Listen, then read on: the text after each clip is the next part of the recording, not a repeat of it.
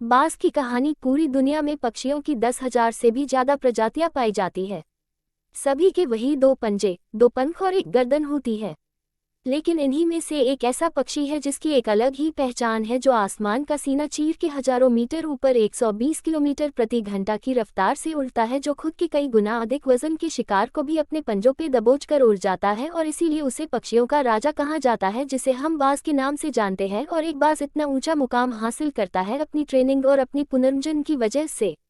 अगर आप भी इस दुनिया में एक मुकाम हासिल करना चाहते हैं तो एक बाज को बाज बनने का पूरा सफ़र आपको जानना बहुत ज़रूरी है, क्योंकि 25 से 30 की उम्र तक आने के बाद भी लोगों को रिस्क लेने से डर लगता है।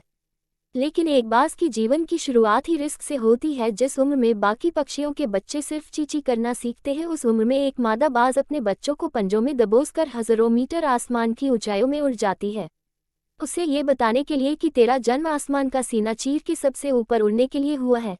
तेरा जन्म पंछियों का बादशाह बनने के लिए हुआ है। जमीन से हजारों मीटर ऊपर ले जाकर मादा बाज अपने पंजों से उसे छोड़ देती है, और यहीं से शुरू होती है उसकी हाई रिस्क ट्रेनिंग। वो चूजा जमीन की तरफ तेजी से गिरने लगता है, थोड़ा नीचे आता है तो उसके पंख खुलने लगते हैं। नीचे आते आते वो अपने पंख फड़फड़ाने लगता है, लेकिन वो अभी तक उड़ना नहीं सीखा है। वो जमीन से कुछ ही ऊपर होता है, ऐसा लगता है कि कुछ ही सेकंड में उसका जीवन समाप्त हो जाएगा। लेकिन अचानक एक पंजा उसे अपने गिरफ्त में लेता है और वापस आसमान में उड़ जाता है। वो पंजा होता है उसकी माँ का, जो उसके पीछे उड़ रही थी। उसकी ये ट्रेनिंग तब तक चलती रहती है जब तक वो उड़ना नहीं सीख जाता है।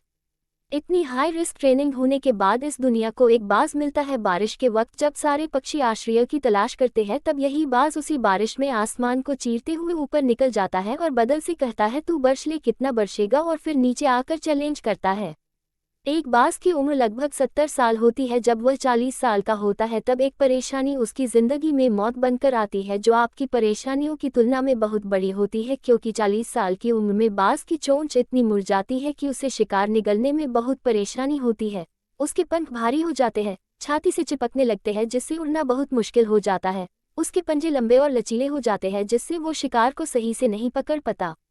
अब उस बाज के पास सिर्फ 3 रास्ते होते हैं।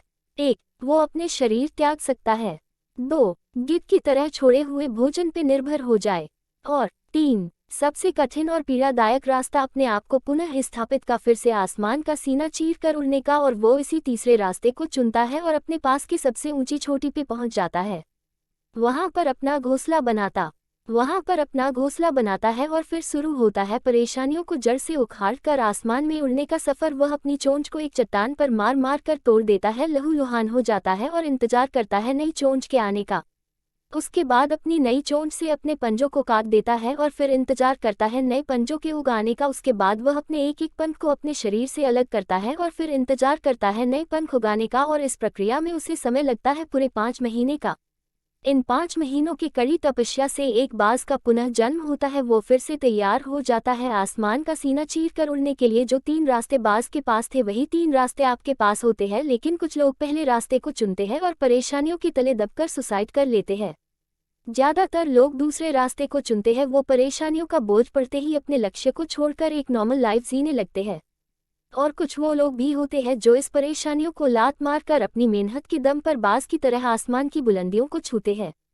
दोस्तों, बाज की यह ट्रेनिंग हमें बहुत बड़ी सीख देती है कि अगर रिस्क लेना पड़े तो लो, कि अपने फील्ड में अपने आप को इतना ट्रेन कर लो कि उस फील्ड में आपसे ऊपर उड़ने के बारे में सोचकर लोगों के पसीने छूट जाए, तभी आप अपने फील्ड के बादशाह कहलाओगे।